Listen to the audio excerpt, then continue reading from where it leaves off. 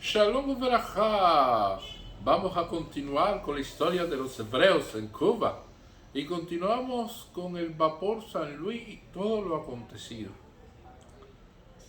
La decisión de la DEOBRU de prohibir el ingreso de San Luis no coincidía con los planes de Alemania, al menos según estos eran entendidos por el encargado de negocios de la representación alemana de Cuba, Walter Kempfer.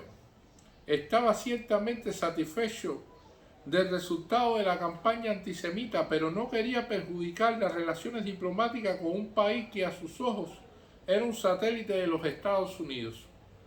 Estaba seguro de que su gobierno estaba interesado en que los refugiados desembarcaran en Cuba y que el retorno de los judíos a Alemania no era un hecho deseable.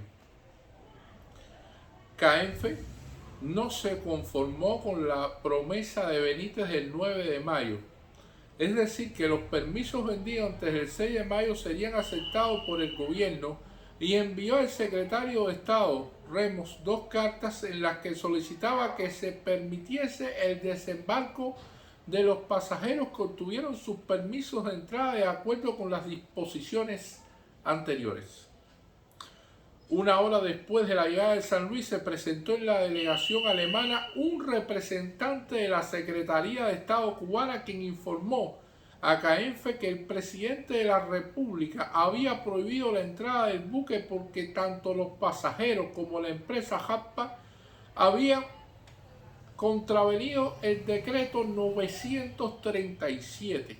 En la reunión del gobierno que tuvo lugar el 31 de mayo, los miembros del gabinete aprobaron por unanimidad el rechazo de los refugiados del San Luis. El cónsul estadounidense recibió un informe detallado sobre el desarrollo de la reunión, según el cual el presidente sostuvo una posición inflexible respecto a la decisión de dar una lección a la empresa JAPA. La DEOBRU sostenía que la empresa alemana, al transportar a sabiendas pasajeros que habían comprado sus documentos mediante soborno después de haber sido y haber recibido instrucciones explícitas en contrario, habían abofeteado deliberadamente al presidente de la República, o sea, a su persona.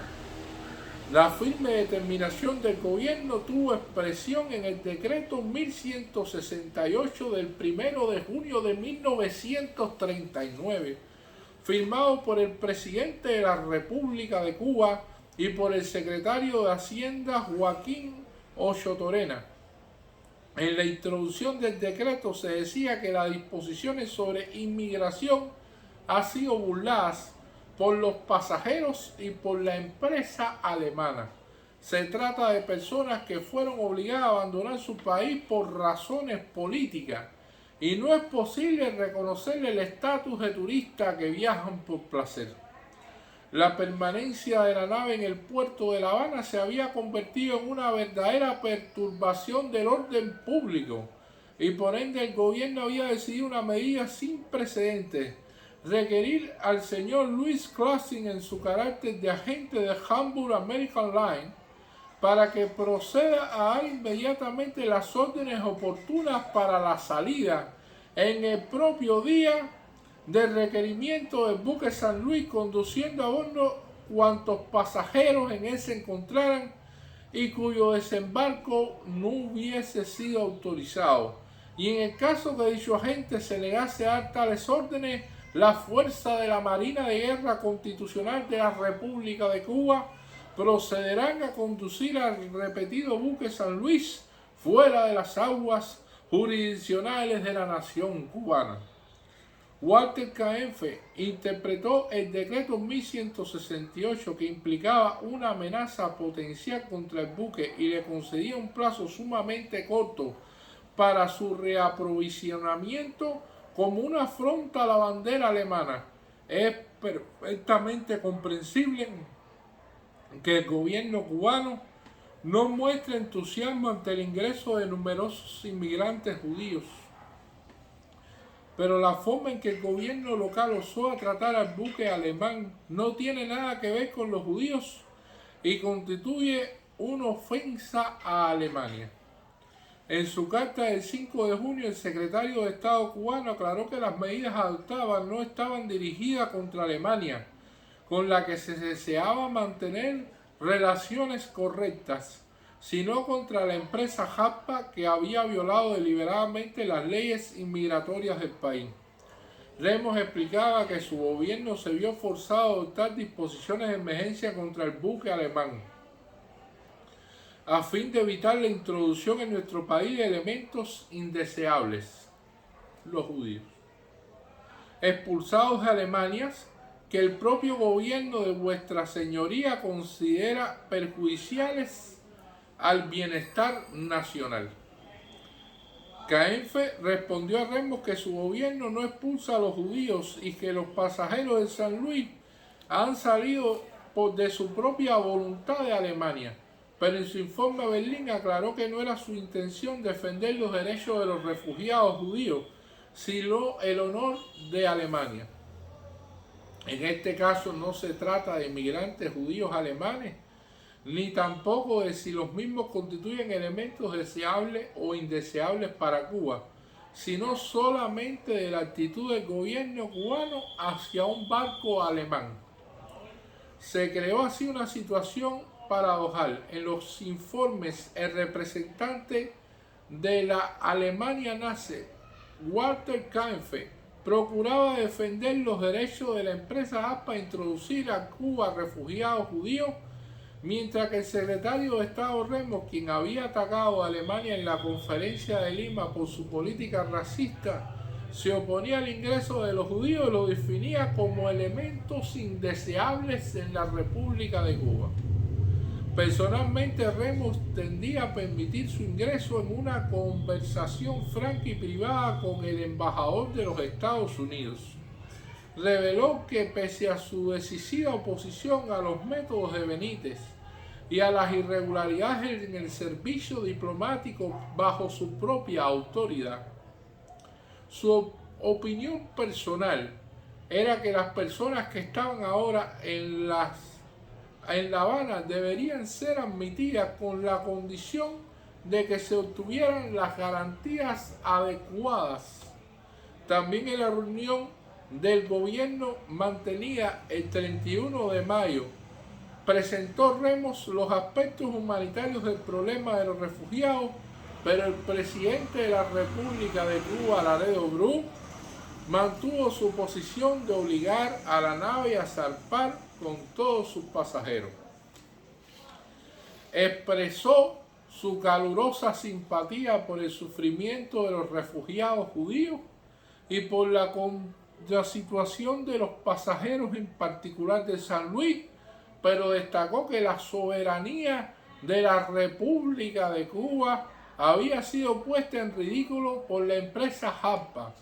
El presidente de la República de Cuba, Laredo Bru, añadió que estaba dispuesto a conversar con Burnson acerca de las garantías en dinero respecto a la manutención de los refugiados, solo después que el buque se hubiese alejado de las aguas territoriales de la República de Cuba. La salida de San Luis del puerto, escoltado por lanchas de la policía cubana, constituyó uno de los momentos culminantes del drama que se desarrollaba en la costa de La Habana. Aún antes de que llegase el buque, el puerto se llenó de parientes y amigos ansiosos por el destino de sus seres queridos. Cuando la nave fue alejada de atracaderos, los familiares alquilaron lanchas para ir hacia ella y trataron de hablar por señas y a gritos con quienes se hallaban en cubierta. Mientras tanto, en el puerto se iba congregando toda la comunidad de refugiados y quizás toda la comunidad judía de Cuba. También allí hubo no judíos que contemplaban el conmovedor espectáculo que constituía el tema del día en la calle cubana. Reina Pérez recuerda que en una clase de cívica me pusieron esta pregunta: ¿qué usted cree? ¿Se debe dejar entrar a los hebreos en San Luis o no? Solo 22 refugiados recibieron autorización a desembarcar, luego que sus documentos fueron reconocidos por los funcionarios de inmigración. El número 23 fue Max Lowe, quien se cortó las venas y se lanzó al agua. Las autoridades portuarias lo enviaron al hospital. Ese intento de suicidio confirmó las advertencias del capitán Schroeder sobre una posible ola de suicidios a bordo. Otros 6 refugiados bajaron de la nave 10 minutos antes de que zarpara, luego de que 2 abogados estadounidenses le consiguieron visa con la ayuda del embajador de Cuba en Estados Unidos. Quedaron a bordo 907 refugiados. El 2 de junio, el San Luis zarpó rumbo a Océano, escoltado por una guardia de lanchas policiales. La despedida de los refugiados de sus parientes que quedaban en La Habana fue un espectáculo desgarrador. El Havana Post lo describió. En pequeñas lanchas van y vienen los refugiados residentes aquí y con voces angustiadas llaman a sus hijas, a sus cónyuges, a sus hijos que están en cubierta. Algunos lo oyeron, otros no. Algunos lograron gritar un ahogado, Auschwitz, con forzada alegría. Otros exhaustos no podían hablar. Una frase era repetida con obstinación: ustedes no serán enviados de vuelta a Alemania. El embajador estadounidense y su cónsul general siguieron con gran tensión los dramáticos eventos y recibieron informes continuos etapa por etapa, pero se cuidaron de no asumir una actitud oficial alguna. La disposición y la posición del Departamento de Estado estadounidense era que cuán difícil no es intervenir en un caso de este tipo que se halla completamente fuera de nuestra esfera y constituye un asunto totalmente interno de Cuba. En cuanto al presidente Roosevelt, fiel a su política del buen vecino, no recibió a los judíos estadounidenses que le solicitaban que intervinieran en favor de los refugiados del San Luis. El embajador Butler Wright y el cónsul general Juan Dubas conocían todos los detalles de las tratativas entre el NSC y el presidente cubano Laredo Bruce. El 31 de mayo, aún antes de la primera entrevista con Benenson, el presidente le envió un mensaje por intermedio del abogado Mario Lazo, que actuaba como nexo entre la embajada estadounidense y el gobierno, en el que decía que consideraba a Lawrence Benenson como el principal culpable del episodio de los refugiados porque había ignorado las advertencias recibidas y había preferido jugar el juego del coronel Benítez y la compañía Hamburg American. El cónsul general informó a Washington que la decisión de Laredo Bruce de quebrar la red de soborno de Benítez, cuyo patrón y protector era Fulgencio Batista, era consecuencia de una serie de incidentes que demostraban las fricciones entre el Palacio Presidencial y el Campamento de Colombia, especialmente la renuncia del Dr. Remos como secretario de Estado, anunciada por el coronel Batista y que el presidente rechazó. El embajador británico informó a Londres que la noticia de la renuncia fue consecuencia de la crítica de Remos al proyecto de Batista de ser elegido presidente a través de la Asamblea Constituyente y no mediante elecciones generales. Añadía que el presidente se negó a aceptar la renuncia, pues se supone que el doctor Remos abandonará el gobierno en un futuro cercano. Efectivamente, el secretario Remos renunció a su cargo el 9 de junio. Este incidente demuestra cuáles eran las relaciones de fuerza entre el coronel Fulgencio Batista y el presidente de la República, Laredo Bruce. El episodio de San Luis puso nuevamente a prueba la posibilidad de Laredo Bruce de oponerse a Batista. El presidente, que al principio se negó a dar audiencia a Benenson, aceptó luego de un pedido del coronel Marinet asistente del coronel Fulgencio Batista. Luego de haber puesto en contacto a los protagonistas de las negociaciones, Batista desapareció de escena. Sus médicos informaron que guardaba cama debido a una gripe muy fuerte y que inclusive tenía prohibido recibir llamadas telefónicas. Bellinson se quejó ante el embajador estadounidense de no haber podido ver a Batista ni una sola vez durante su estadía en La Habana. El agregado militar estadounidense le escribió a Batista: se ha lavado las manos por completo de este asunto. Pareciera que la estimación del agregado militar no era exacta y que el coronel Batista continuó manejando los hilos de la tratativa por detrás de las bambalinas. En su informe a Nueva York, Bellinson se quejaba de que personas tanto del gobierno cubano como del ejército cubano le ofrecen facilitar el ingreso de los refugiados a cambio de cuantiosos sobornos. Algunos de ellos pertenecían al círculo de los militares de Batista. La primera propuesta, apenas Bellinson llegó a La Habana, provino del abogado del coronel Benítez. Se trataba de agregar al depósito fijado por la ley a cada inmigrante una suma de casi $500,000 por todo el pasaje del buque. Una propuesta parecida fue hecha el 2 de junio por Robert Hoffman, empleado de la empresa Harper y representante de la Gestapo en Cuba, y por el abogado de la empresa José A. Talmao. Ambos aducían que su propuesta estaba respaldada por el coronel José Pedraza, cuyo contacto era el jefe de policía Bernardo García.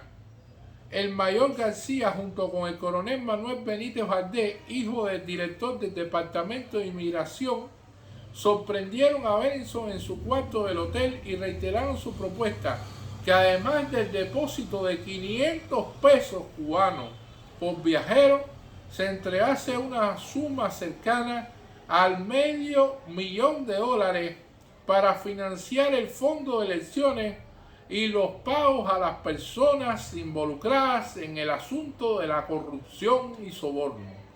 Bellinson seguía la política del Joint y el NSC de actuar dentro del marco de la ley. Temía complicarse con relaciones con personas inadecuadas dentro del gobierno y prefirió concentrarse en las tratativas oficiales con los voceros del presidente de la República de Cuba. Luego de consultas con el secretario de Agricultura José García Montes y con su predecesor en el cargo, Amadeo López Castro, redactó una propuesta de acuerdo entre el NSC y el presidente Ladeo Bru, en la que figuraba el compromiso de financiar los gastos de los pasajeros de San Luis durante su permanencia en Cuba y el depósito inmediato de 50,000 pesos a la orden del presidente de la República de Cuba como garantía de que los refugiados no transgredirían las leyes del trabajo y no se volvería una carga pública. Bellinson y la gente del Joint no pensaron que el gobierno cubano le exigiría depositar 500 pesos en efectivo por cada uno de los pasajeros, porque se hablaba de una estadía temporaria. De hecho, había gran diferencia entre las nociones que tenía el NSC sobre las exigencias financieras en dinero del gobierno cubano y lo que esperaba la gente de La Habana de un abogado exitoso y seguro de sí mismo que representaba a sus ojos la fuerza económica del judaísmo norteamericano. Basándose en contactos personales y en la prensa, el agregado militar estadounidense escribió a Bellinson cuando llegó a Cuba, respaldado por grandes sumas de dinero. El 3 de junio se difundió oficialmente la designación de Bernardo García y del secretario de Hacienda, Joaquín Ochotorena, como delegados del presidente en las tratativas sobre el destino de los pasajeros de San Luis. Bellinson quedó consternado al descubrir que el jefe de la policía secreta, uno de los que había propuesto soborno, estaba oficialmente involucrado en la cuestión de los refugiados. García propuso a Berenson aumentar la cantidad que sería depositada en manos del gobierno cubano en 150 pesos adicionales, aceptando incluir en la misma también los pasajeros del Fandre y el Orduña. El día siguiente era domingo y el presidente de la República de Cuba recibió a los abogados Lawrence Berenson y Antonio Bustamante en la finca Párraga, su residencia campestre cerca de La Habana, acompañado por Ochotorena y García. El presidente de la República de Cuba exigió que además de la garantía de 150 pesos en efectivo, cada uno de los pasajeros depositara los 500 pesos establecidos por la ley, lo que hacía un total de 450.000 pesos para los pasajeros de los 3 buques. Berenson informó al embajador y al cónsul general de los Estados Unidos que es necesario efectivizar el pago de inmediato o el San Luis será enviado de regreso a Alemania. El 5 de junio Berenson entregó a Bernardo García una propuesta para el presidente. Según los cálculos, la suma exigida del NSC llegaba a 443.000 pesos. Ofrecía un depósito inmediato de 200.000, otros 90.000 en efectivo y prometía conseguir lo antes posible el saldo de los 153.000 pesos restantes. El lunes 5 de junio, ante leer la propuesta de Berenson, Ladeo Bru convocó a una conferencia de prensa en la que declaró su disposición de dar asilo temporario a los refugiados en el campo de tránsito en la isla de Pino a cambio de garantías adecuadas e indicó con precisión que su oferta sería válida hasta el martes 12 al mediodía. Posteriormente, el presidente de la República de Cuba, Ladeo Bru, aduciría que en la reunión en la finca Párraga el día anterior había dado a Berenson un ultimátum de 48 horas para satisfacer todas las demandas del gobierno de la República de Cuba. La versión de Berenson y Razovsky fue que el presidente no habló de ultimátum alguno y que el plazo de 48 horas fue mencionado como el que necesitaba el presidente para hacer regresar al San Luis a La Habana. Esa misma noche, el 5 de junio, tuvo lugar una reunión entre Ladeo Bru, el coronel Batista y el mayor García, la cual selló el destino de los pasajeros del San Luis.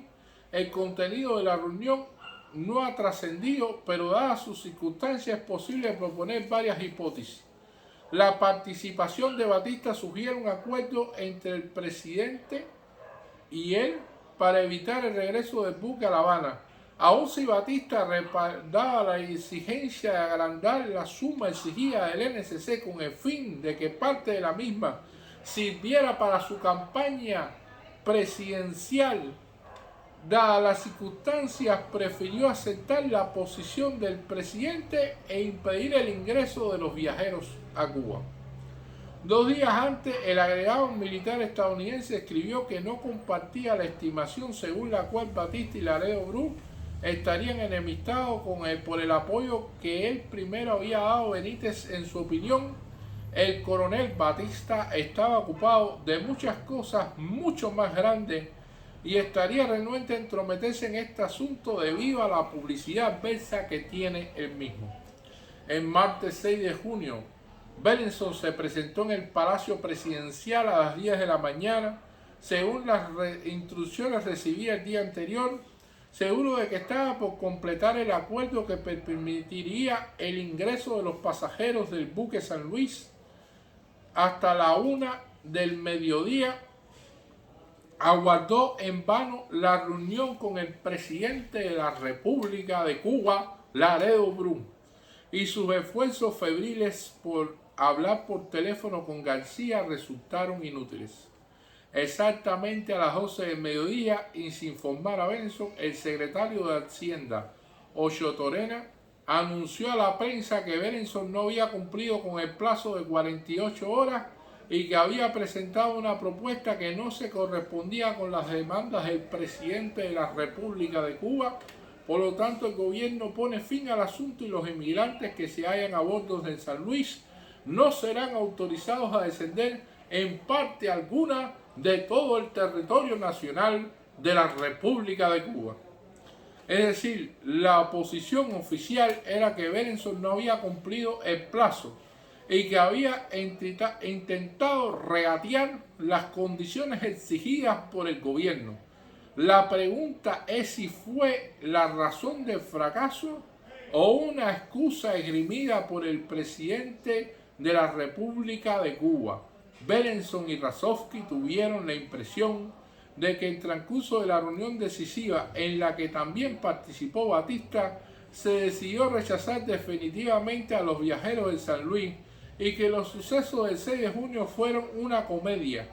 Se basaron para ello en las palabras de Antonio Bustamante, abogado del JRC, quien ya a las 11 de la mañana vio la declaración difundida por el secretario de Hacienda a las 12.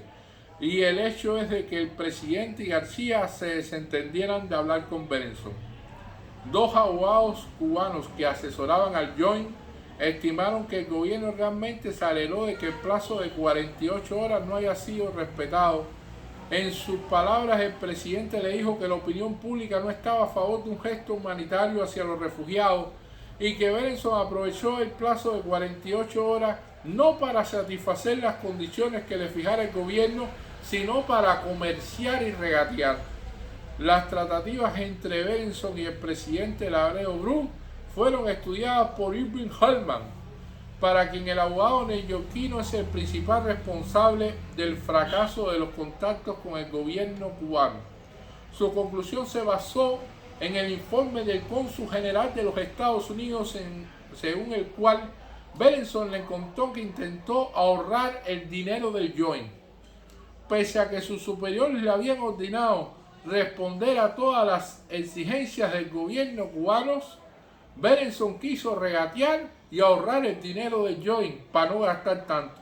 El cónsul definió las negociaciones de Berenson como tratas de caballo y la misma expresión apareció en el informe de Walter Kaempfer, el apoderado alemán, en que ambos diplomáticos hayan apelado a la misma metáfora. Sostiene una fuente común interesada en hacer la culpa del fracaso sobre Lawrence Berenson. Hay que añadir que el cónsul general de los Estados Unidos informó que un mensaje que le fue entregado a Mario Lazo inmediatamente después de que el secretario de Hacienda anunciase el final del ultimátum, se recomendaba no causar directa o indirectamente el ingreso de los refugiados. El fracaso de la misión de Lawrence Berenson hizo que la dirección del Joint Distribution Committee de Nueva York se dirigiera directamente a Laredo Bru sin mediación de su representante en La Habana por fracasado. El 7 de junio, el director del Joint, James Rosenberg, escribió un telegrama al presidente cubano para informarle que esa misma mañana la suma total había sido depositada en una sucursal de Chase National Bank en La Habana. La dirigencia de Joint esperaba que el gobierno de Roosevelt intentaría influenciar sobre Laredo Bru, pero la orden que recibió el cónsul Duval era inequívoca. En ninguna circunstancia y pese a considerables presiones, ni el secretario de Estado ni el presidente me dieron a mí o al embajador norteamericano en La Habana instrucción alguna en el sentido de intervenir en el asunto del desembarco de los refugiados en San Luis. El 8 de junio, el presidente del Joint Distribution Committee, Rosenberg, escribió un cortés de telegramas al presidente de la República de Cuba que decía que su país ya había recibido refugiados muy por encima de sus posibilidades de asunción y que no podía autorizar el ingreso de los pasajeros de San Luis. Desde el punto de vista del gobierno cubano, el asunto estaba terminado. Mientras el San Luis se abría lentamente camino hacia Europa, la directiva de Joint hizo esfuerzos febriles para evitar el regreso de la nave a Hamburgo ni encontrar asilo para sus pasajeros fuera de Alemania. Bélgica recibió 214 refugiados, Holanda 181, Inglaterra 287 y Francia 224. El buque Le Flandre decidió retornar al puerto de partida en Francia y a los refugiados de Orduña se le halló finalmente asilo en la zona del Canal de Panamá. Como se sabe, los pasajeros del San Luis, salvo los que desembarcaron en Inglaterra, no se salvaron del destino que le habría aguardado si hubiesen vuelto a Alemania tras la invasión nazi a Europa Occidental. Muchos de ellos fueron enviados a campos de exterminio, pero en aquel momento parecía que se habían salvado, pero en la vida real no se salvaron. El episodio del San Luis fue la dramática combinación de la lucha por el ingreso de los refugiados hebreos a Cuba, su viaje exhibicionista destinado a servir a los intereses de la Alemania fascista, nazi, se convirtió en un desafío abierto al gobierno de Cuba presidido por Laredo Bru y a su capacidad de imponer su política. Aun quienes criticaron con dureza la ideología racista del nazismo, como el secretario de Estado Remus, colaboraron con el presidente al prohibir a los refugiados judíos en desembarco en Cuba, siendo unos grandes demagogos. Los defensores fanáticos del nacionalismo laboral, encabezados por el secretario de Trabajo Portondo, actuaron influidos por la propaganda antisemita que había establecido la Gestapo en Cuba, y quienes pretendían defender la ley y los intereses del país eludieron la responsabilidad moral que este caso planteaba, volviéndose más nacionalista. La inmigración a Cuba fue posibilitada solamente por quienes esperaban recibir sobornos y obtener grandes beneficios, y se realizó de forma extraoficial, aprovechando las fisuras de la ley. El único que había podido ayudar a San Luis ante la oposición del presidente de la República, Laredo Bru, era el coronel Batista, pero la aceptación del soborno a plena luz o la defensa de un asunto impopular habrían puesto en peligro su carrera personal a la presidencia de la República de Cuba. Otro factor que habría podido cambiar el destino de los pasajeros de San Luis era el gobierno de los Estados Unidos, pero ni las autoridades de Washington ni sus representantes en La Habana estaban dispuestos a desviarse de la política del buen vecino. Su abstención de tomar partido en un asunto al que estuvieran ligados etapas tras etapas constituyó de hecho una intervención disfrazada a favor de la expulsión de la nave. El consulado en La Habana aceptó la posición del presidente cubano y culpó del fracaso al representante de Joint, Lawrence Berenson, que quiso regatear el dinero de Joint.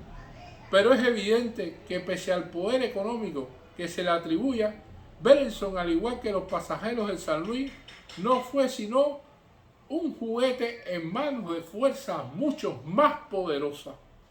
El episodio del buque San Luis se convirtió en símbolo de la actitud del mundo libre hacia los refugiados hebreos en la época de la Shoah. Desde el punto de vista de Cuba, fue el portazo final en la cara de los judíos alemanes 3 meses antes del estallido de la Segunda Guerra Mundial. Muchas gracias.